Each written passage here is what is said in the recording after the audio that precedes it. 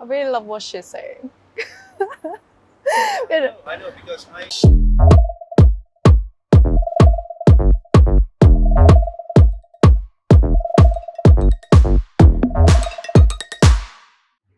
Do you ever have a moment that you feel I'm done with the business and you want to give up? Yes, almost every day, because it's kind of complicated though, I'm sure a lot of different entrepreneurs, they have the same problem.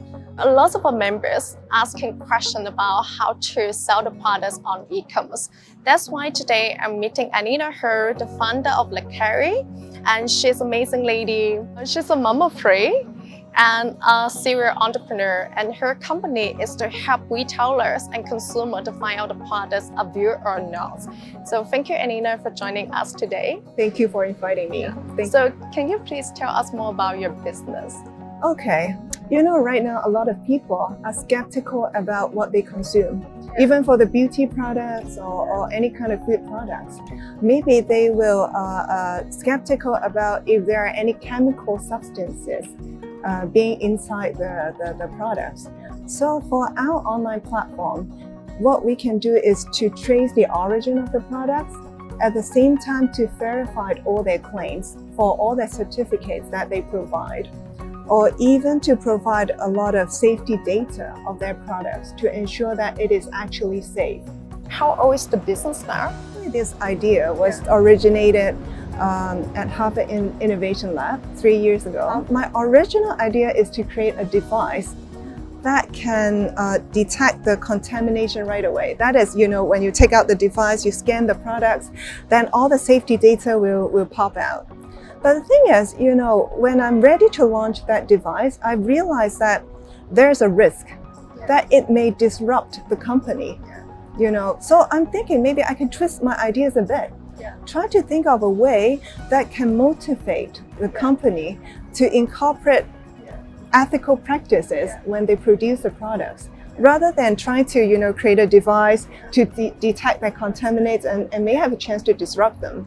Some of the ladies, they don't really have a tech background, or they don't really have tech co-founders, and they find it so hard to manage an e-commerce business. So what's your advice to them? If you want to develop something related to tech, I think to develop a detailed business proposal is the first step. You have to do a lot of research and then try to identify a problem in the market. What's the pain point in the market? And then you have to think of a solution to address to that. And then afterwards, you have to do intensive research, and then also maybe to compare to your competitors and see how you can differentiate yourself from them and build a competitive advantage. And at the same time, if, for example, like the founder, if she's lack of those tech knowledge, it's time to equip herself. If you want to build a successful business, you do need to have the knowledge. Otherwise, if you have the discussion, or if you want to devise some kind of solution, you need to have that kind of knowledge to implement that idea. Do you take any classes to learn? Wow, I take a plethora of classes, including tech courses, including leadership, including management, financials. Because building a business is not only talking about technology, it's a holistic approach. Yeah, so how are you going to sustain a business without a financial background? How are you going to, if you cannot lead the team, if you don't have leadership skills, how can you maintain your business? So there's a lot of different elements involved. A lot of women in our community, they're merchants. What's your advice to them, like how to build and run a successful e-commerce business? They always have to put customers first. They have to understand what the customer needs, and then try to provide as many information as they can to satisfy the customers. And also for e-commerce platform, apart from the information that are being revealed, they're really concerned about the quality as well. Once they receive the products, the quality that they expect. And at the same time, they do not have a brick and mortar store to experience, to try out the products. So I think for the logistics side, the delivery, they really have to put a lot of effort on that as well. Once they have ordered a product, maybe they expect to receive it like within a week, or even some of them for some of the well-known platforms, they can even deliver the products within 2 days. So if for your e-commerce platform, if you're unable to satisfy their expectation and deliver way behind the expected timeline, so that will create another disappointment for the end consumers.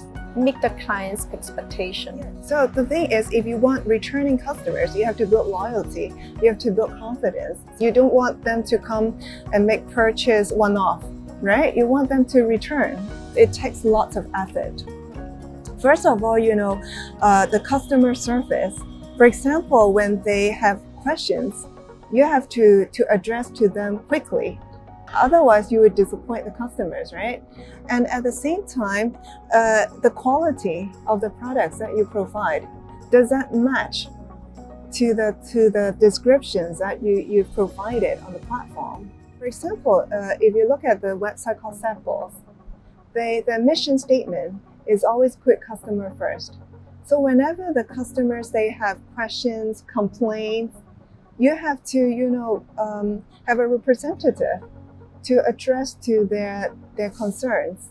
Yeah, or maybe sometimes they want to refund the products or return the products, and then to get a better one, right? Or they want some recommendation from you. Yeah, so this will, of course, for e-commerce platform, this will take a lot of manpower. For the business, you have to be very well prepared for that. Talent recruitment is also crucial. What I'm working on is not a traditional e-commerce platform. We have also integrated lots of new technologies such as blockchain, augmented reality, how we can leverage different people's expertise and how they can contribute to this project. I love to, provide educational program to them, within our company, because I believe that lifelong learning is very important. And also for the technology, it is evolving rapidly. So the thing is how our team will be able to catch up with the pace. Not every single woman, they have a budget to start an e-commerce business. So how much do they need?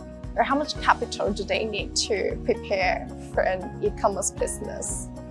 If they have limited capital resources, they can try to leverage social media platform. There's already a lot of platform out there that they can deploy rather than to build one by their own. That is why persistence is very important. And also you have to learn from failures. You try not to be, disappointed and give up easily, and try to seek for solutions if you have encountered obstacles. There are a lot of mentors, professionals out there that you can seek for advices. Try to use those resources.